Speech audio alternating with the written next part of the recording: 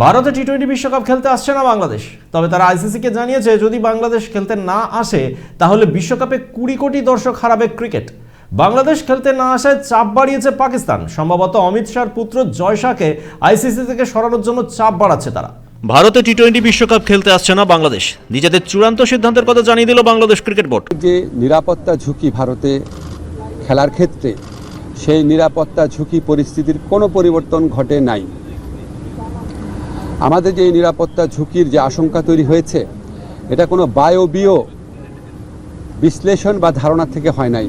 এটা একটা সত্যিকারের ঘটনার থেকে হয়েছে, যেখানে আমাদের দেশের একজন সেরা প্লেয়ারকে উগ্রবাদীদের কাছে মাথা নত করে ভারতীয় ক্রিকেট বোর্ড তাকে ভারত থেকে বের করে দিয়েছে, সোজা কথা বের করে দিতে বলেছে। তো এখন আইসিসি যে টুর্নামেন্টটা তো ভারতেই হবে।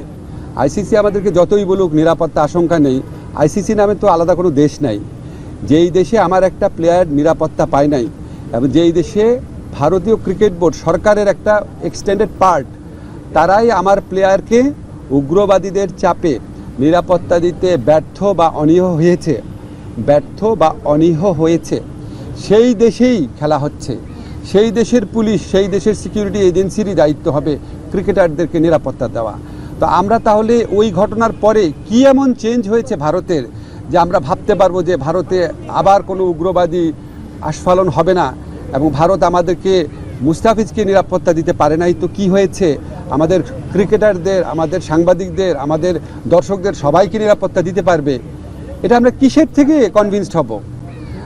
বাংলাদেশের ক্রীড়া উপদেষ্টার সঙ্গে বৈঠকের পরই বাংলাদেশের ক্রিকেট বোর্ড জানিয়ে দেয় তারা ভারতে টি-20 বিশ্বকাপ খেলবে না। বাংলাদেশ সরকারের সিদ্ধান্তই বাংলাদেশের ক্রিকেট বোর্ডের সিদ্ধান্ত। একই সঙ্গে বাংলাদেশ ক্রিকেট বোর্ড আইসিসিকেও সতর্ক করে জানিয়েছে 20 কোটি দর্শক হারাবে টি-20 বিশ্বকাপ। নিরাপত্তার কারণে ভারতে টি-20 বিশ্বকাপ খেলতে চায়নি বাংলাদেশ। মুস্তাফিজুর রহমানকে কলকাতা নাইট রাইডার্স থেকে বের করে দেওয়ার পরই দুই দেশের ক্রিকেট বোর্ডের মধ্যে সংঘাত শুরু হয়।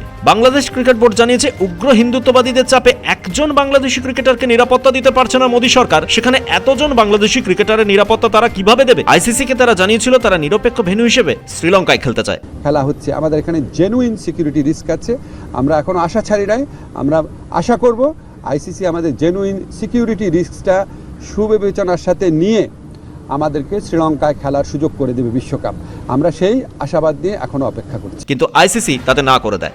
আইসিসি চেয়ারম্যান জয় শাহকে আইসিসি চেয়ারম্যান পদ থেকে সরিয়ে দেওয়ার জন্য চাপ বাড়াচ্ছে বাংলাদেশ। পাশে দাঁড়িয়েছে পাকিস্তান। বাংলাদেশের ক্রীড়া উপদেষ্টা আসিফ নজরুল জানান আইসিসি কারো নিরাপত্তার দায়িত্বে থাকে না, ভারতকে নিরাপত্তা নিয়ে আশ্বাস দিতে হবে। নিজেদের সিদ্ধান্তে অনড় থেকে ফের একবার আইসিসির কোর্টেই বল ঠেললো Bangladesh cricket board. Bureau report, Puber Kalom digital.